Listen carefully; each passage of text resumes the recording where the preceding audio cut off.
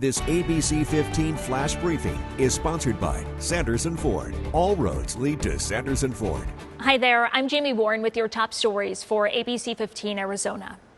As you gather with friends and family this holiday season, keep in mind respiratory illnesses are on the rise in Arizona.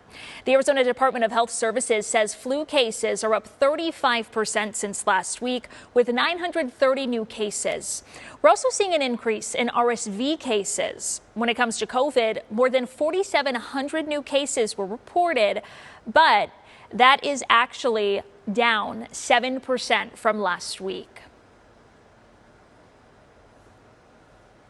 The sport of horse racing in Arizona is facing uncertainty this morning as racetracks encounter financial woes. And because of this, thousands of workers in the industry are being impacted. Now, tracks like Turf Paradise are relying on auctions like the Arizona Thoroughbred Breeders' Sale. The auction also serves as a fundraiser to help bring the sport back to life. Racetracks here in the valley and across Arizona expect to resume horse racing next year.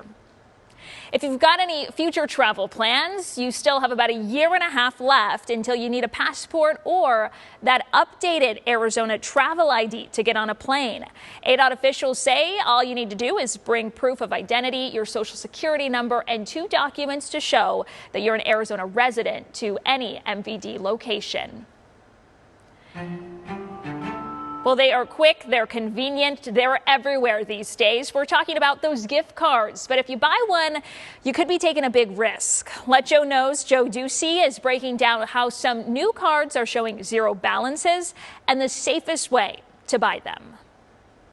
They're bright, shiny, and hard to miss. Rows of gift cards just waiting for you to load them with money and give them away. Most make great gifts. Others create big headaches. Well, that's why I don't buy them. Really? Yeah.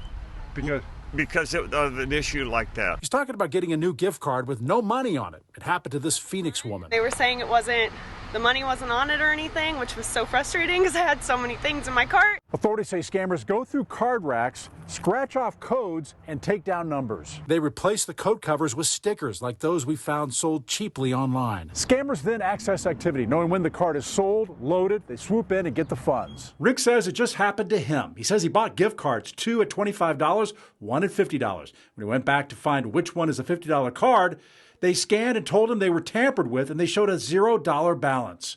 Protect yourself. If the cover or access code feel rough or don't align, it could be tampered with. Rick says he also found his compromised cards were solidly glued to the packaging so they couldn't be separated without peeling off part of the paper.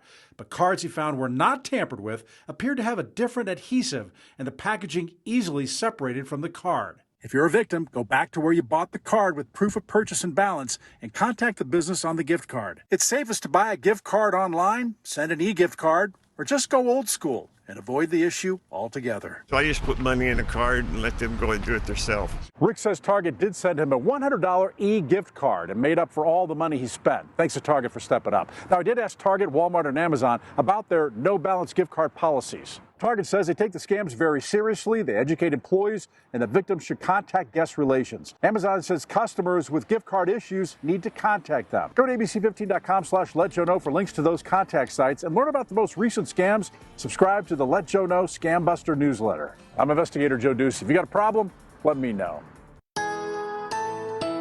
Happy Saturday. I'm Nohelani Graff with that most accurate forecast. Shaping up to be a gorgeous weekend. We're waking up to some cloud cover for your Saturday morning, but then those clouds will clear. We'll have a sunny afternoon and a high in the 70s, low 70s at that. More 70s for Sunday, but also more clouds streaming in overnight, but we'll stay dry.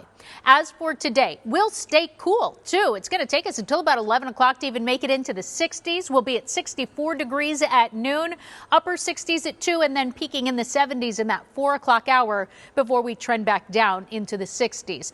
Across the rest of the state, 60s to our south, 60s and 70s out west. 50s for the central portion of the state, upper 40s for Payson, low 40s along the rim, even in the upper 30s in the Window Rock area. Snow showers and rain showers early this morning across the eastern half of the state. That'll be cleared out by noon. Then we'll have dry conditions across the rest of the state for the rest of the weekend. Temperatures staying in the 70s for the next several days here and dry until rain chances return next weekend and highs drop back into the 60s.